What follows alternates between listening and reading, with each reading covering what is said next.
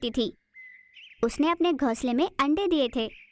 सारे अंडे तो सफेद रंग के ही थे, पर उनमें एक सुनहरा अंडा था।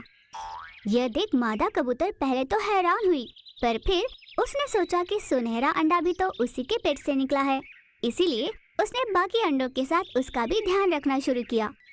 एक दिन तेज हवा चली और कबूतर का घोंसला गिर गया, जिस कारण मादा कबूतर के सारे अंडे टूट गए, सिवाय उस सुनहरे अंडे के। घोंसला देखकर मादा कबूतर बहुत दुखी हुई।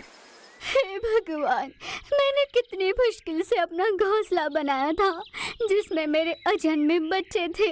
सब कुछ खत्म हो गया। इस निर्दयी तूफानी हवा को क्या आज ही चलनी थी? आ भी गई तो क्या मेरे ही अंडों को नष्ट करने आई थी? हाँ।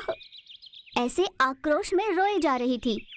तभी उसकी नजर पड़ी उस सुनहरे अंडे पर। जिस अंडे को देखकर मैं घबरा गई थी, वही अंडा बच गया। कम से कम इसे तो संभाल कर रखूंगी। फिर मादा कबूतर उस सुनहरे अंडे के पास गई और उसे प्यार से सहलाकर उसका खूब ध्यान रखने लगी। समय बीता। उस अंडे से एक चिन्नु मिन्नु सा सुनहरा कबूतर निकला।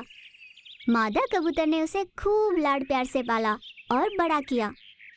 उस नन्हे कबूतर का उड़ने का समय आ गया था, पर मादा कबूतर उसे कहीं जाने नहीं दिया करती थी।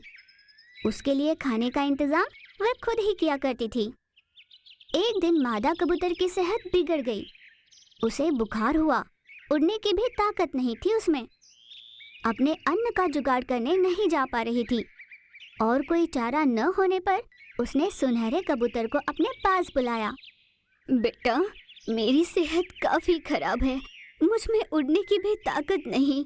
तुम्हारे लिए अन्न का इंतजाम नहीं कर सकती और तुम्हें भूखा भी नहीं रख सकती। अब तुम्हें खुद जाकर अपना अन्न लाना होगा, वरना तुम नहीं जी पाओगे। पर माँ, मैं आज तक कभी इस घोंसले से बाहर नहीं निकला। मुझे तो पता भी नहीं कि कैसे जाना है। मादा कबूतर कुछ न कह सकी। वह अपने बेटे को भूखा नहीं देख पा रही थी। जाने की स्थिति में न होते हुए भी मादा कबूतर के पास और कोई चारा नहीं था। वह बड़ी मुश्किल से बाहर गई और अपने बच्चे के लिए अन्न ले आई। अपनी माँ के क्षीण होती हालत में भी उसे बाहर जाना पड़ा। ये देख सुनहरे कबूतर को बहुत दुख हुआ। उसने रोते हुए अपनी माँ से कहा, माँ, मुझे माफ कर दो। मुझे खुद से ही नफरत हो रही है। तुम्हारी इतनी सेहत खराब है, तुम उड़ने की हालत में भी नहीं, फिर भी मैं भूखा ना रहूं, इसलिए तुम पीड़ा में रहते हुए भी मेरे लिए खाना लाई। मैंने आपकी सेहत की सोची भी नहीं। आज अगर मैं कहीं नहीं जा पा रहा, किसी काम का नहीं रहा, तो इसका कारण आपका हद से ज्यादा लाड़ प्यार ही है माँ। ये आज मैं समझ गया हूँ। मेरी भी समझ में ये बात अभी आई है बेटा। तुम ऐसे ही रहे तो भविष्य में तुम्हारा क्या होगा, ये सोच सोच कर मुझे डर सा लगने लगा है। माँ, जब मेरे पंख नहीं थे तब तुम्हारा मेरे लिए अन्न लाना अनिवार्य था, पर अब तो मेरे पंख है, मैं उनका इस्तेमाल नहीं करूँगा और भय से घोंसले में बैठा रहूँगा, तो ये सही नहीं होगा। ये मैं अच्छे से समझ गया हूँ।